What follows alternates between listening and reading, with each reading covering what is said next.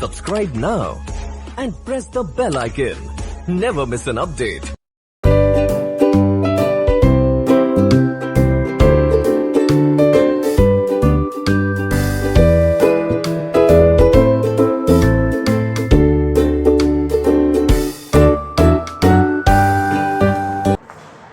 Good morning students. आज हम एएचडीपी first year के अंदर जो हमारे सब्जेक्ट है एनाटॉमी, उसका जो नेक्स्ट टॉपिक है एनिमल स्केलेटन यानी कि पशु कंकाल, उसके बारे में पढ़ेंगे।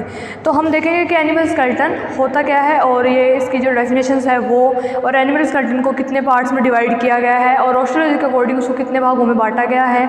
साथ ही साथ हम एनिमल स्केलेटन होता है उसके क्या क्या कार्य होते हैं पशु के शरीर में, और उनके अंतर्गत हम कौन कौन सी बोन्स के बारे में पढ़ते हैं। ये सारी डिटेल्स आज हम इस वीडियो के अंदर पढ़ेंगे। ठीक है स्टूडेंट्स, तो हम कंटिन्यू करते हैं एनिमल स्केलेटन। तो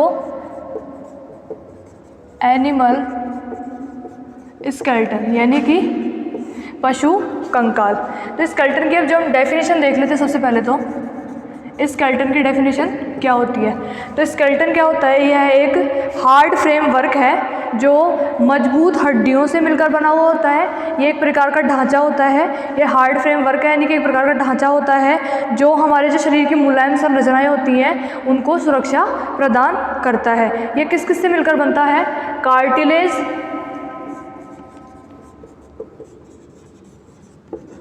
बोन्स एंड लिगामेंट्स। किन किन से मिलकर बनता है, कार्टिलेज, बोन्स एंड लिगामेंट्स इत्यादि से मिलकर किसका निर्माण होता है, पशु के स्केलेटन का निर्माण होता है। ठीक है, इसी आधार पर हम स्केलेटन को 2 पार्ट्स में डिवाइड करते हैं। 2 पार्ट्स में डिवाइड करते हैं। ठीक है, कितने पार्ट्स में डिवाइड करते हैं, 2 भागों में। एक तो होता है एक्सो स्केलेटन और दूसरा होता है एंडो स्केलेटन। एक्सो स्केलेटन का मतलब होता है बाहरी कंकाल तंत्र और एंडो स्केलेटन का मतलब होता है आंतरिक कंकाल तंत्र। एक्सो स्केलेटन जो हम पशु को बाहरी रूप से देख लेते हैं उसे तो क्या बोल देंगे इसका, एक्सो स्केलेटन। और जिसके अंदर जो आंतरिक अंग होते हैं, जिनके अंदर नाजुक अंग भी यानी कि सेंसिटिव ऑर्गन से पाए जाते हैं, उन सबको बोल देंगे एंडो स्केलेटन के अंतर्गत हम पढ़ते हैं। उसी के आधार पर तो हम अब ऑस्ट्रोलॉजी के बारे में पढ़ रहे थे, यानी कि हम बोन्स के आधार पर एनिमल स्केलेटन को पढ़ेंगे कि बोन्स के आधार पर जो एनिमल स्केलेटन होता है वो कितने पार्ट्स में डिवाइड किया गया है। तो ऑस्ट्रोलॉजी के अकॉर्डिंग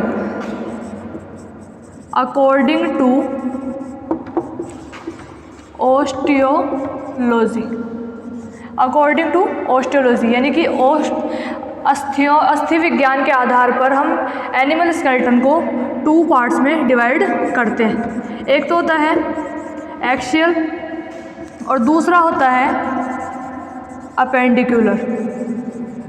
एक्सियल स्केलेटन और अपेंडिकुलर स्केलेटन। एक्सियल स्केलेटन को हम अक्षीय कंकाल तंत्र भी कह देते हैं और अपेंडिकुलर को हम कह देते हैं उपांगीय कंकाल तंत्र, अक्षीय कंकाल तंत्र या केंद्रीय कंकाल तंत्र। और ये होता है उपांगीय कंकाल तंत्र या फिर अनुबंधित कंकाल तंत्र। ठीक है, अब हम देखें कि हम एक्सियल स्केलेटन के अंदर तो क्या क्या पढ़ते हैं और अपेंडिकुलर स्केलेटन के अंतर्गत क्या क्या पढ़ते हैं।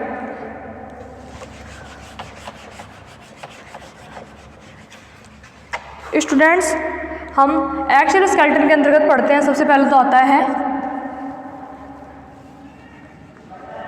Skull of bones.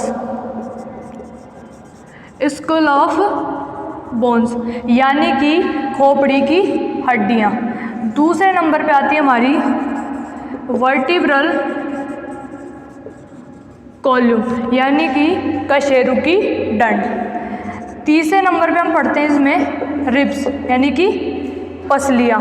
और 4th नंबर पे हम पढ़ते हैं इसके अंदर, 4th नंबर पढ़ते हैं हम इसमें स्टर्नम यानी कि छाती की हड्डी या उरोस्थी, क्या बोलते हैं, स्टर्नम को। ठीक है, तो इसके अंदर क्या क्या पढ़ते हैं हम, एक्सियल स्केलेटन के अंदर क्या पढ़ते हैं, 4 चीज़ों का अध्ययन करते हैं। स्कल ऑफ बोन्स यानी कि खोपड़ी की हड्डियाँ, वर्टिब्रल कॉलम यानी कि कशेरुकी डंड, and ribs and sternum. Ribs मतलब पसलियाँ, स्टर्नम मतलब छाती की हड्डियाँ, उरोस्थी। ठीक है, अब नेक्स्ट हम देखते हैं कि हम अपेंडिकुलर स्केलेटन के अंतर्गत क्या क्या पढ़ते हैं।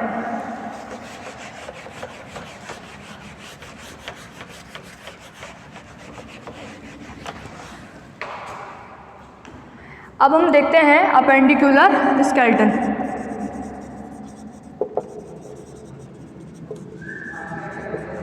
अपेंडिकुलर स्केलेटन में हम पढ़ते हैं पशु के फोरलिम्ब एंड हाइंड लिम्ब। क्या पढ़ते हैं? फोरलिम्ब एंड हाइंड लिम्ब। तो फोरलिम्ब में कौन कौन सी बोन्स आती हैं पशु के? फोरलिम्ब की जो बोन्स है सबसे पहले तो आती है स्केपुला, फिर आती है हुमरस, फिर आती है रेडियस एंड अल्ना, फिर आती है कार्पल्स, फिर है मेटाकार्पल एंड 6 नंबर पे है डिजिट्स या फैलिंग्स।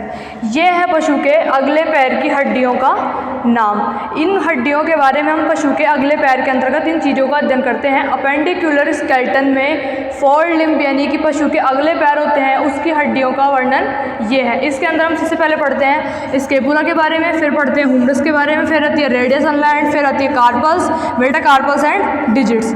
फिर दूसरा है हमारा हाइंड लिम्ब। तो हाइंड लिम्ब के लिए हम सबसे पहले पढ़ते हैं, हाइंड लिम्ब में जो पहले नंबर की बोन है वो है हिप बोन, जिसे गायों में पिन बोन, ओस्कोएक्स या फिर पेल्विक ग्रिडल भी कह देते हैं। ये पशु के हाइंड लिम्ब की जो पहले नंबर की बोन है उसका ही ये सारे नाम हैं। हिप बोन, पिन बोन, ओस्कोएक्स, पेल्विक ग्रिडल, ये कौन सी बोन के नाम है? हिप बोन के। दूसरे नंबर पे आती है फीमर। दूसरे नंबर पे कौन सी बोन आती है? फीमर। फिर तीसरे नंबर पे आती है इसमें टीबिया एंड फिबुला। तीसरे नंबर पे आती हैं tibia and fibula. Fourth number पे आती हैं टार्सल्स, जो उसके घुटने की हड्डियाँ होती है, पिछले पैर की घुटने की जो हड्डियाँ होती हैं टार्सल्स।